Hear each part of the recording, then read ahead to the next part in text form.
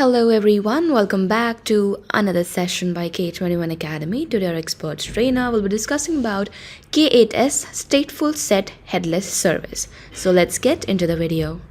And moving on to another interesting topic, stateful sets. What are these? Well, there's another controller, just like the way we saw daemon sets, deployment, replica sets, many different controllers out there. There is one controller called a stateful set for our stateful applications, where we have certain applications which needs certain order in what we deploy. For example, let's take a look at one example real quick. Let me open a notepad. I want to have unique identity for my replicas. Say, for example, the stateless application, the web servers, the application servers, what we were deploying so far, we had multiple replicas. We did not worry about their state, as in the data per se, right? So if I have maybe a database and I say 3 replicas, and if all the 3 replicas are pointing towards 1 DB, one database itself, or one volume on which my database is set up, right? There's going to be a major mess. Reason, 3 different databases is what I wanted, but 3 different pods I have, replicas I have, all of them are pointing to the one database, one volume itself. When I create them as deployment, they're all going to write to the same volume what we have. So there's going to be data corruption. So we can't make use of a deployment controller to set up stateful applications like databases. Let me reiterate and put it in different words for you. Say, for example, if I need to set up replica of my databases, what do we usually do? Normal scenario. Say my Progress DB or my whatever database, MySQL maybe. Okay. I need 3 replicas. So we don't take 3 copies of it and just create 3 replicas out of it. What we do is we set up first DB as master, right? And then we set up the second one as slave, second DB. And we also ensure continuous replication setup. And we also have another standby.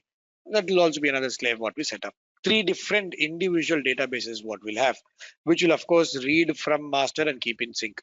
The slaves and master are all unique. They're all not identical copies. They're all unique in their own way. Here is the scenario. And that's the concept I wanted to explain to you real shortly. So we want to set up, this is the setup what they've asked me to. They'll say create a database. Okay, I will go to my first server and I create one DB master. We'll call it as master. All right. Now this is the DB where all my apps are going to write to. My application is going to connect to this, which needs to be available in the read-write mode. Good. Then I can't have a single copy running out there. If there is a failure, it's going to be a problem. So we don't want to get to the single point of failure, database down, everything is down. We want to have active or warm or hot standbys available for disaster recovery. So I need to set up replicas, slave. Cloning is what I need to do, right? So what do I do from the high availability point of view? I will need to set up slaves. Usually you'll have more than 1 slaves. So when you have, this is also another unique DB, we'll have slave 1 and we'll have slave 2 maybe. Now slave 1 and slave 2, they don't talk to your end users. They continuously replicate data from master and they are not open to everyone in the read-write mode. They're usually in the read-only mode. We don't want dirty writes to happen. So these 2 guys will be running in read-only mode, meaning users can query data from these databases. We are always in sync with master, but for writes, you go to master.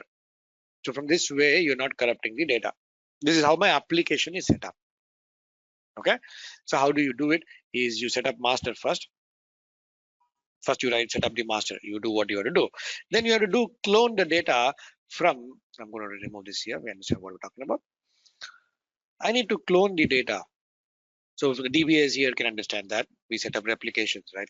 Whatever MySQL commands you run MySQL replica command and you clone the data. First time what you do, you take the snapshot, maybe the disk mirror fracture, what you do, You clone your disks and fracture it, or take a DB backup, restore it. Whatever you do, you clone the copy, and you copy exactly from master and make it as a slave. And then what do? Once you've done that, you need the data to be always in sync. So you enable continuous replication, right, at the database level. So it reads the data. Whatever writes are happening to master are also percolating, are also in sync with your slave. You need to set up continuous replication from your master. And then once all the transactions, what's happening in the master, are also replicated on the slave, that's when you open up your slave in read-only mode so people can read from it. And of course, the continuous replication is set up. Maybe there's little latency based on how far they are, what the bandwidth they share, and stuff like that, and which you are okay with, right? You don't have too much of latency, but of course you'll have uh, parameters design on what kind of latency you're okay with and stuff like that. And you have enabled continuous replication sync here. Good. And then you need one more database. So we'll set up slave 2. Again, you don't want to burden your master. Instead of going back to master, slave 1 is anyway ready. And it is continuously in sync, and it is having the same data as master. So I can also now clone slave 2 from slave 1 to not put burden on my master. Once slave 2 is cloned from slave 1, I will enable continuous replication from master, read from master. So the data is getting written to master. It is syncing continuously to slave 1 and slave 2 as well. If one goes on, other can take, others go down. Other high availability paradigm is what we're looking at, right? So if you look at the flow right now, I needed the master to come up first, and then I had to do whatever configs I had to do. Then I had to set up my slave to come up. Then I had to do continuous replication, ensure it is up and ready. Then I had to make use of a slave 1 to set up the slave 2, and then enable continuous replication from master. All right. So my slave 1 and 2 needs to know the master's address to enable the continuous replication, needs to talk to it. Now, if I want to make use of my pods to do this, make use of this and deploy it, what do? If I make use of deployment, what we know so far. So if I create a part template in that, I say MySQL and I will say 3 replicas and I create it, what's going to happen? I am not guaranteed an ordered fashion. What is going to happen? All the 3 pods are going to get created at the same time, 3 replicas. But that's not what I wanted. I want my master to come up first. Once that is ready, then I want slave 1 to come up, and then I wanted my slave 2 to come up. I wanted a ordered fashion in which my parts needed to be scheduled. I made use of deployment controller. It guarantees me self-healing. It gave me 3 replicas out there randomly. And it also named them randomly.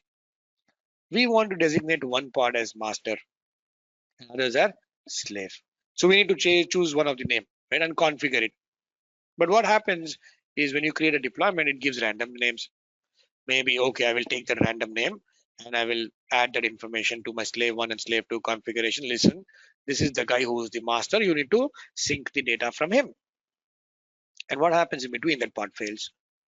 That pod fails, the pod comes back up because of self-healing feature, but the pod comes back up with the new name. Now, slave 1 and slave 2 don't know where to go because master whom we are configured is no longer available out there.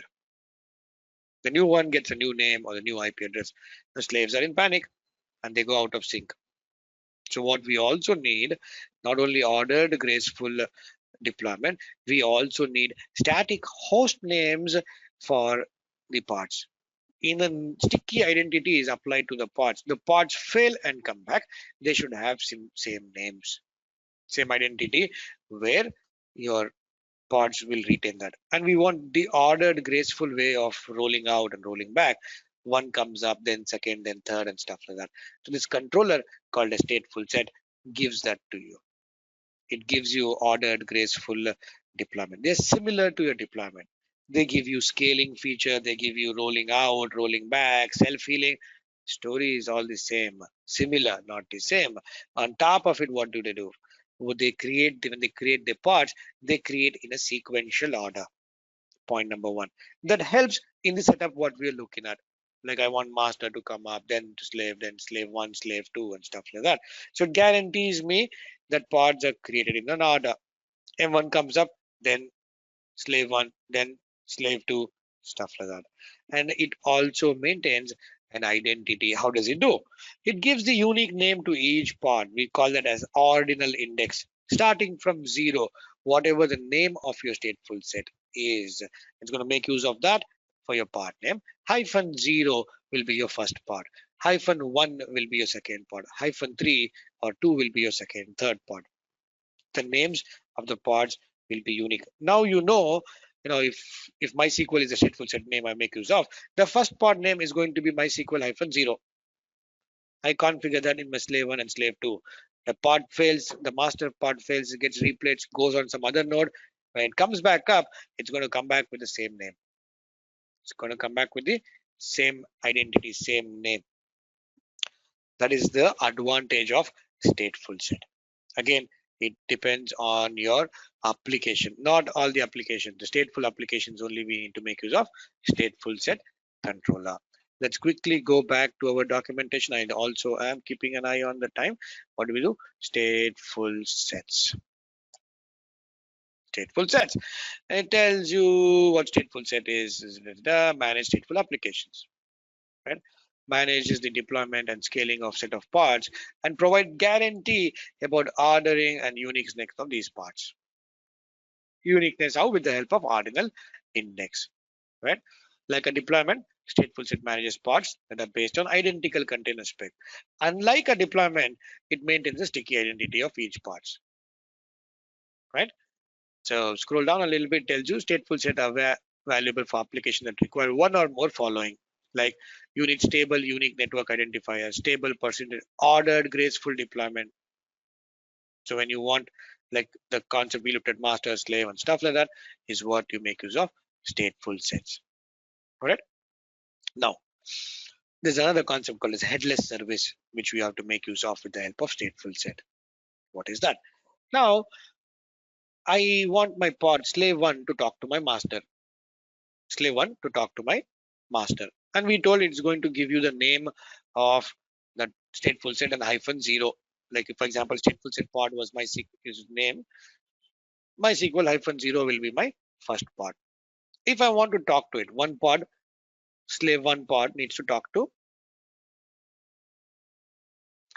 the slave 1 will be called as MySQL-1. It needs to talk to this, and it makes use of pod names. Things are not going to work. Why things are not going to work? Because when you just create a pod, your DNS records will not be created. You have a cluster DNS server, core DNS running out there. Let me quickly show you that. Kubectl get pods. Hyphen and kube system. Shahid, we may have to extend for 5 minutes. I'm sorry, dear. There's core DNS, internal DNS server running. Correct? If we do kubectl, show me the service. SVC. Here is the service kube DNS. Okay. If I open the config file, warlib kubelet config.yaml, all the kubelets are configured with this guy, where it tells you this is your DNS server 10.96.0.10. That's my cluster IP for my DNS server. It's going to route to me core DNS pods. So all of your pods are pre-configured to look at your cluster DNS server for resolving names. Okay, that is how it resolves name. And I said MySQL-0 wants to talk to MySQL-1. We make use of pod names. What's going to happen? It's not going nowhere, because DNS records don't get created when you just create a pod. I mean, if you really want to create, you need to specify some more options to create, like subdomain and host name as a pod spec. It will create. Default behavior, it will not create. But when will it create? It will give you a DNS name when you create a service. Service gives us the IP, port number, and DNS name. DNS records get automatically created. Correct? Now, this is the story. I want my slave to talk to my master with the help of names. Names are going to be unique. But when you just create a pod, it is not going to create a DNS record for you. You can create a DNS record when you specify under your pod spec your subdomain and host name, which you can under your pod spec, then it is going to create. Or when you create stateful sets, what do you specify? You specify a headless service name. Here, the service what I want is just to create the DNS records for me. I don't want it to load balance. So you need to create a service. It's exactly same. The only difference is the cluster IP is set to none. Same to my cluster IP. It's going to give me a cluster IP. I don't want that IP. I don't want you to load balance. All I want you to create this DNS records so that my other parts can talk to other parts with the help of part names. So when you create a stateful set, you need to mention which service you need to make use of. When you say stateful set controller, it makes use of this service name. The pods get the name as in like the service and your namespace dot cluster dot local. That is how they get the names. I will show you that as well. So that's the headless service where the cluster IP is set to none, where you don't want it to load balance. You want those DNS records to be created. You make use of stateful set. All right. And again, everything else apart from that is similar. Then we also see one more thing called as volume claim template. So when I created a deployment, volume claim, PVCs, remember? So when I create a deployment under my spec, volume spec, if I say PVC and claim name, whatever claim is attached to whichever volume, that is the volume is made available for all the replicas I have. Correct? In a deployment world, three replicas are pointing towards the same volume because the template is same. But here, 3 copies of the database I have are 3 different databases, 3 different volumes is what I want. So we also get introduced to something in stateful set called as volume claim template if you want unique volumes. So the same story. What story? If you look at this, it's exactly your claim, PVC, right? Under spec access mode, storage class to dynamically create. And if you want to request what storage, exactly the same PVC. It's just that it is going to create it as a template in the stateful set. So now what is it going to do? When you've given 3 replicas, it's going to create 3 volumes. 3 claim names are going to come up here. Whatever the storage class you have defined, it is going to generate 3 different volumes of 1 GB each, and it will have sticky identity again. First volume will be www-0, which will be attached to your first pod, 1 to second pod, 2 to the third pod. That way. That is your stateful set. From the exam point of view, we don't need to worry about it. The concept is what I wanted you to understand. Furthering from here, real quick, if I go to MySQL, set up a stateful database.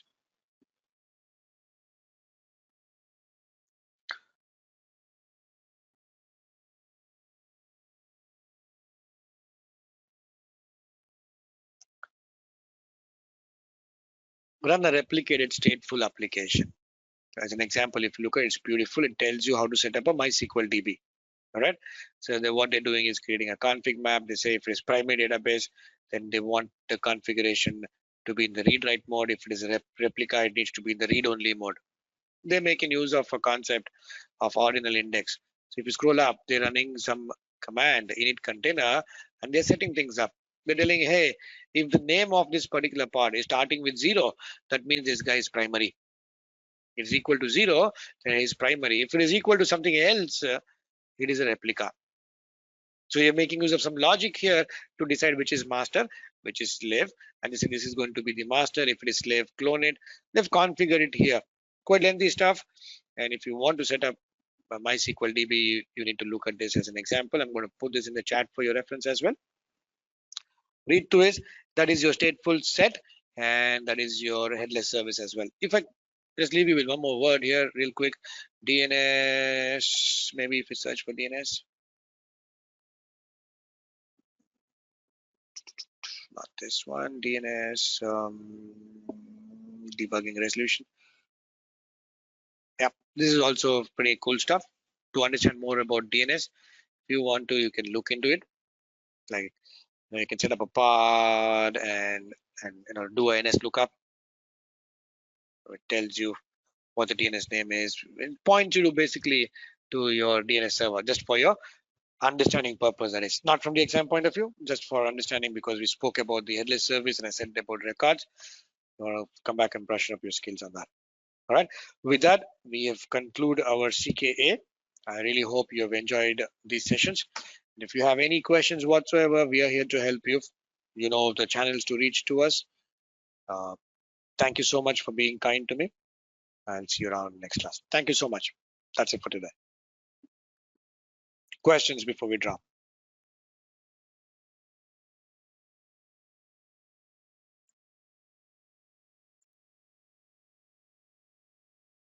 All right.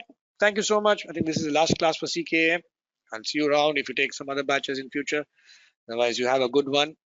So, guys, this was our expert from Team K21 Academy. And if in case you missed upon any concepts or if you want to dive deeper, then we have something really, really special for you.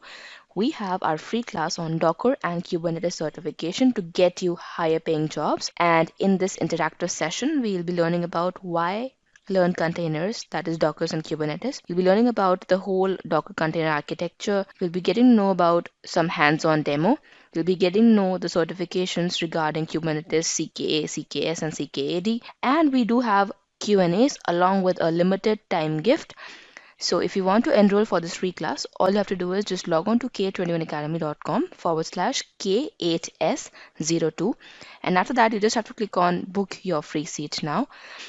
And after that, you just have to select an event date according to your availability, add your name, your email address, your phone number, and click on yes, save my seat. Moving ahead, you'll be seeing this kind of URL. You can add this URL to your calendars, and I'll see you in the free class. Till then, take care and keep learning.